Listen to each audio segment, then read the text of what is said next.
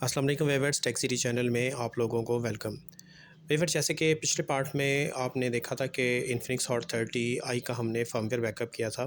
तो उस फर्मवेयर से फ़ोन कैसे फ्लैश किया जाता है, और अगर हमारे पास डंप फाइल ना हो तो इंटरनेट से फ़ाइल डाउनलोड करके उस फाइल से मोबाइल को कैसे फ्लैश किया जाता है। पिछले पार्ट मैंने आपको बताया था कि मैं नेक्स्ट पार्ट में आपको फ्लैशिंग की वीडियो भी दिखाऊँगा। तो इस वीडियो को आपने एंड तक देखना है, क्योंकि इसमें बहुत सी नई चीज़ें आप सीखेंगे, क्योंकि फ्लैशिंग के बाद भी कुछ मसले मसाइल फ़ोन में आते हैं, तो उसको भी हमने कवर करना है। कुछ सेफ्टी का ख्याल भी रखा जाता है।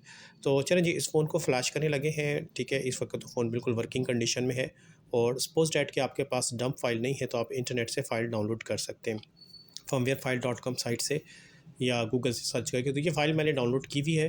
ठीक है, इसका लिंक मैं डिस्क्रिप्शन में डाल दूँगा। अगर किसी ने इस मॉडल को फ्लैश करना है तो इस लिंक से जाके इस फ़ाइल से फ्लैश कर सकते हैं, और ये फ़ाइल अभी चेक भी हो जाएगी कि सही है कि नहीं, इससे फ़ोन को कोई नुकसान तो नहीं होगा।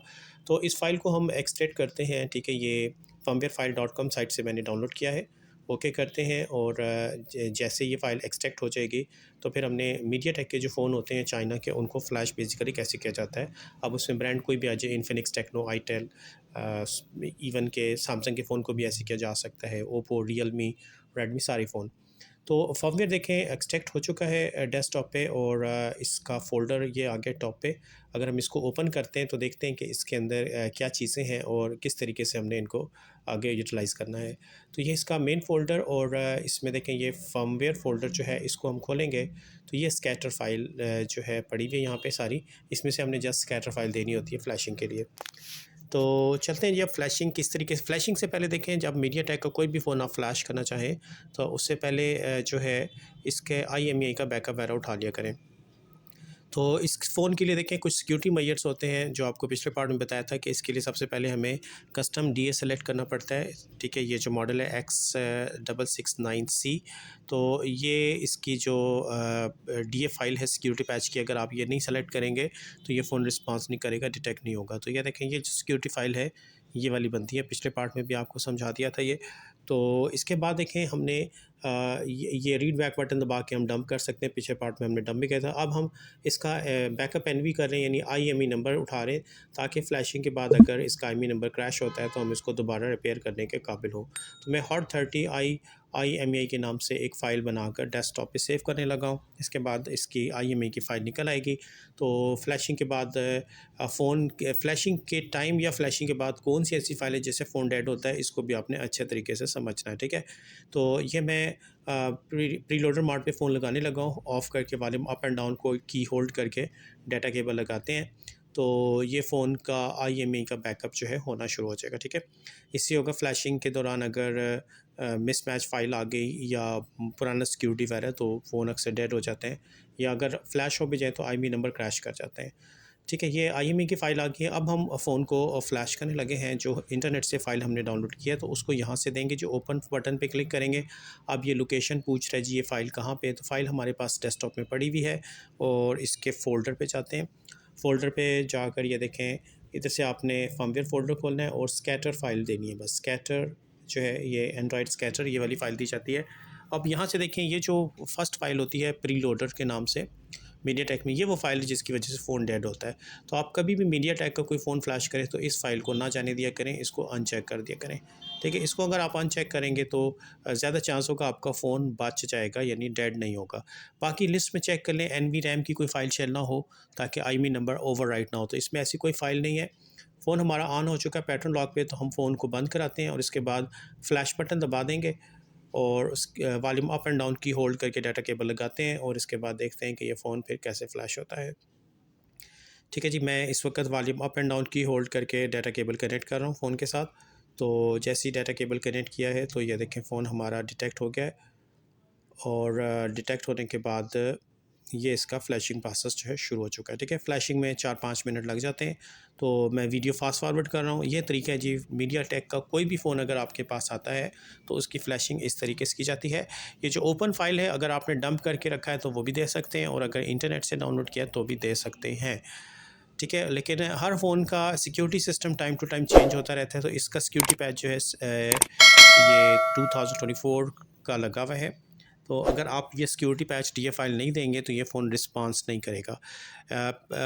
पिछले पार्ट में देखें आपको इसका FRP मैंने मीटर मोड पे करके दिखाया, तो मीटर मोड पे कुछ फ़ोन होते हैं, कुछ नहीं होते। ये वाला खैर हो गया था, लेकिन आज अभी फ्लैशिंग के बाद इसका स्क्रीन लॉक खुल जाना चाहिए और FRP आएगा तो FRP हम इसको फिर प्रीलोडेड मोड पे इसी सिक्योरिटी के ऊपर रख के मीडियाटेक टैब से ही करेंगे, इन्फिनिक्स टैब का इस्तेमाल नहीं करेंगे।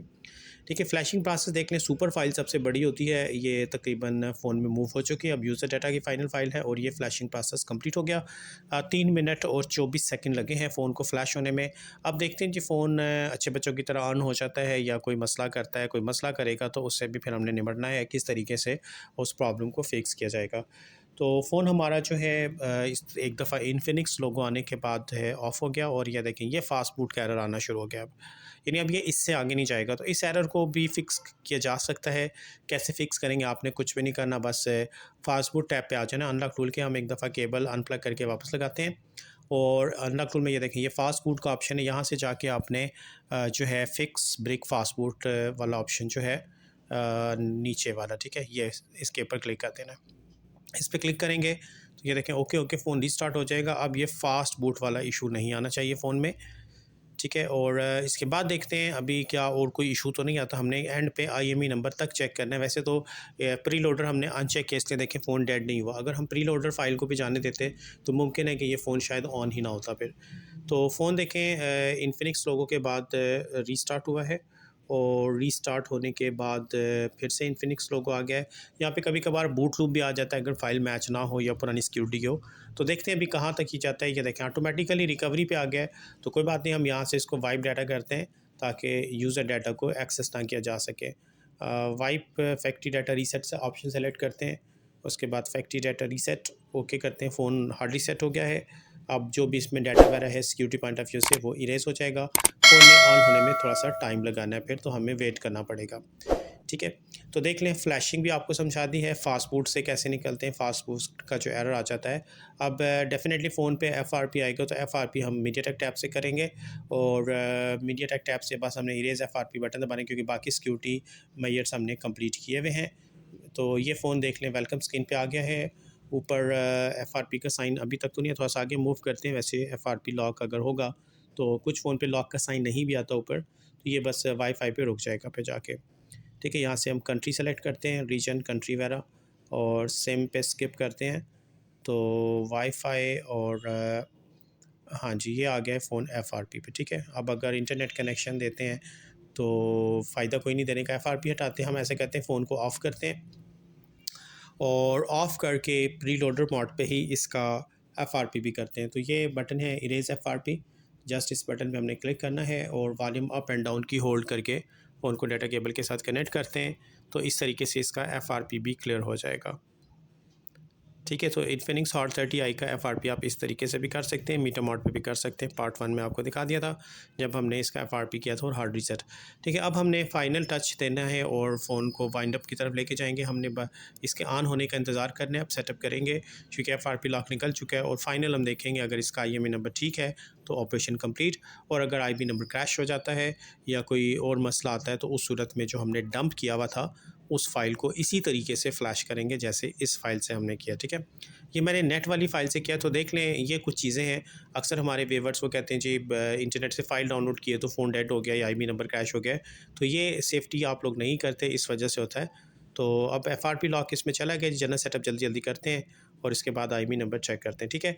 तो आपने मीडियाटेक का कोई भी फ़ोन इंटरनेट की फ़ाइल से अगर फ्लैश करना तो प्री लोडर फ़ाइल स्किप कर दें, IMEI का बैकअप उठा लें पहले, ठीक है। और उसके बाद एन पे IMEI नंबर चेक कर लें, अगर IMEI नंबर ठीक है तो सही है, नहीं तो फिर रीस्टोर NV करना पड़ता है, ठीक है। फाइनली हम IMEI नंबर चेक करके वाइंड अप करते हैं।